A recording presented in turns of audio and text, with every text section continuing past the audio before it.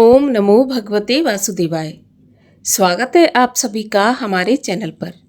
आज के इस वीडियो में आप सुनेंगे कार्तिक मास के महात्म के 15वें अध्याय की कथा और तुलसी चालीसा एवं तुलसी माँ की आरती। तो इससे पहले कि मैं कथा आरंभ करूं, आपसे एक ही आग्रह है, अगर अभी तक आपने चैनल को सब्सक्राइब नहीं किया है तो चैनल को सब्सक्राइब करके बेल आइकन पर क्लिक कर लीजिए, क्योंकि आपको हमारे चैनल पर सभी प्रकार की व्रत कथाएं, महात्म, व्रत से जुड़ी जानकारियां प्रदान की जाएंगी। और आज की कथा पसंद आए तो लाइक करके शेयर भी करिए।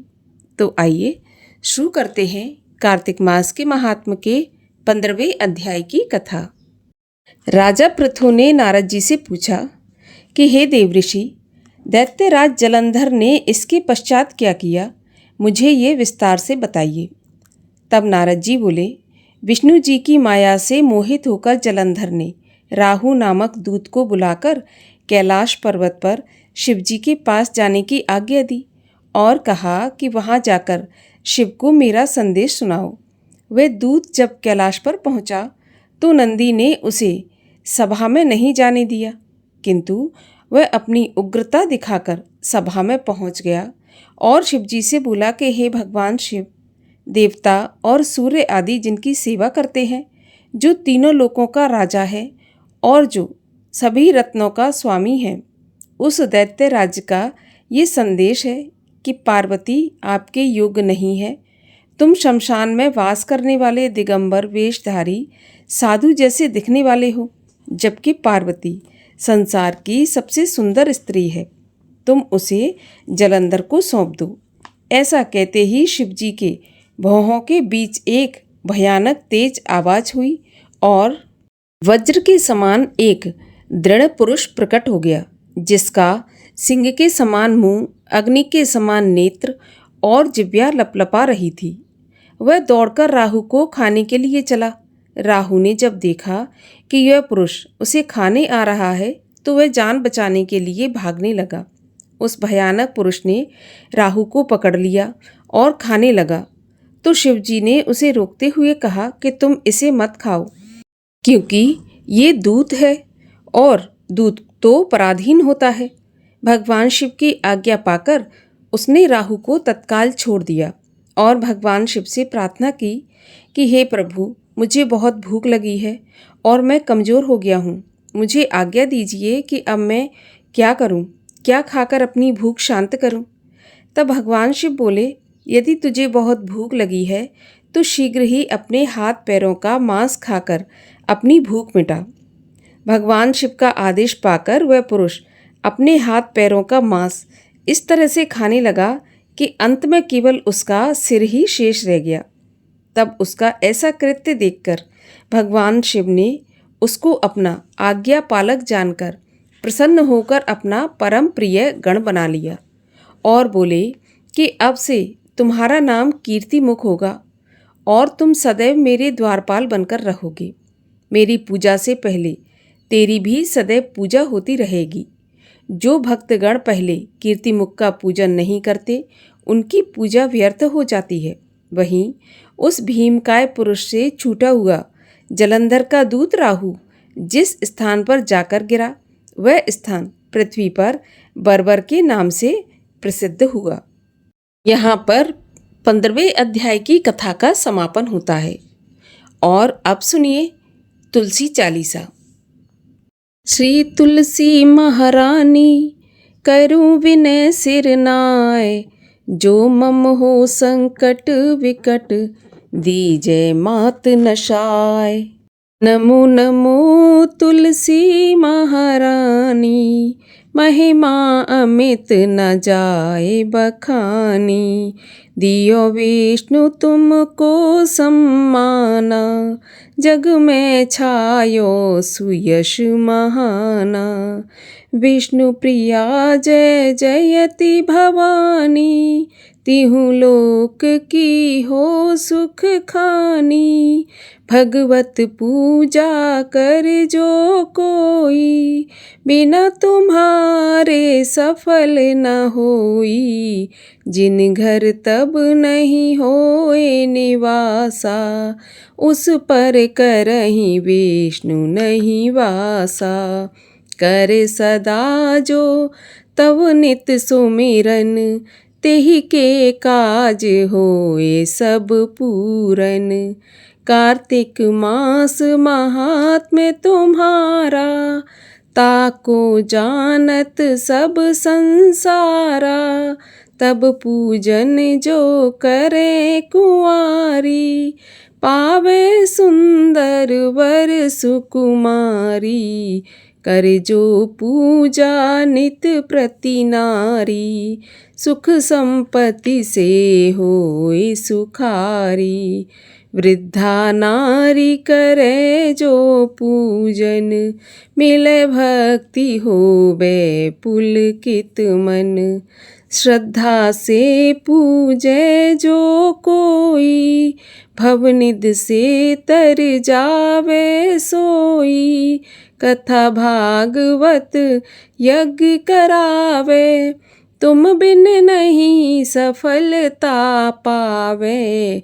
छायो तब प्रताप जग भारी, ध्यावत तुम ही सकल चित धारी।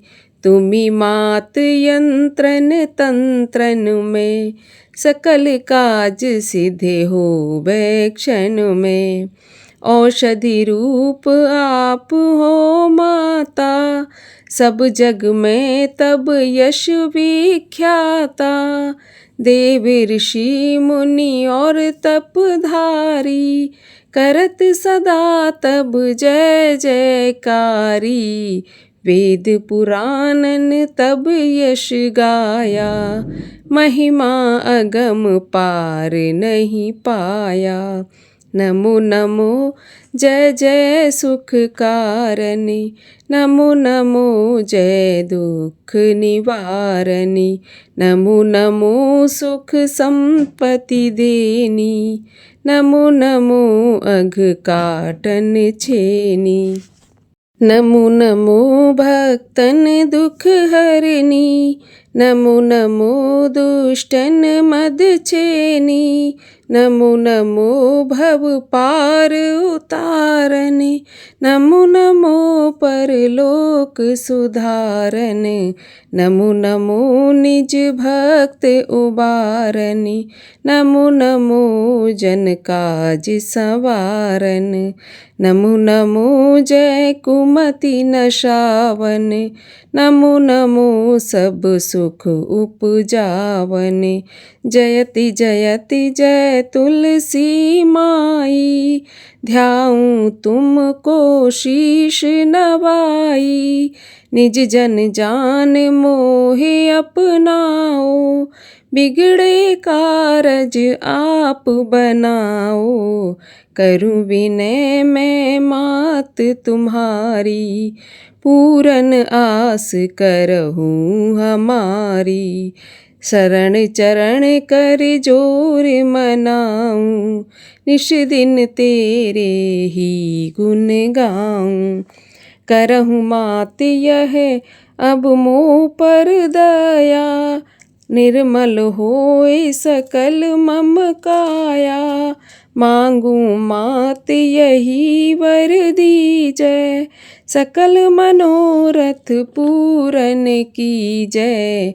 जानू नहीं कुछ नेम आचारा, क्षमहु मात अपराध हमारा। बारे मास करे जो पूजा, तासम जग में और न दूजा। प्रथम ही गंगा जल मंगवावे, फिर सुंदर स्नान करावे। चंदन अक्षत पुष्प चढ़ावे, धूप दीप नैवेद्य लगावे।